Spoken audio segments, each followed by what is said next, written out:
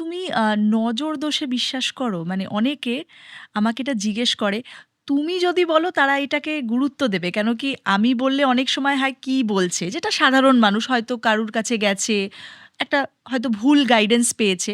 তো তুমি যদি একটু বলো যে নজর দোষকে তুমি কিভাবে দেখো? নজর দোষ কিন্তু সাংঘাতিক। এটাকে আমার মনে হয় প্রত্যেককে এটা মেনে চলা উচিত। নজর এত খারাপ হয়, আবার নজর ভালোও হয় কিন্তু সেটা রেয়ার। হুম, কিন্তু খারাপটাই বেশি হুম, হয়। হুম, আমারই জীবনে হয়েছে। ঘাত প্রতিঘাতে অনেক কিছু অভিজ্ঞতা হয়েছে জীবনে। নজর যে কতখানি খারাপ এটা আমার মুখে বলা ঠিক হবে না। যেটা সুপর্ণা বলছে, আপনারা তার প্রতিকার ও যেভাবে বলে দেবে এবং এটাকে মনে প্রাণে বিশ্বাস করুন।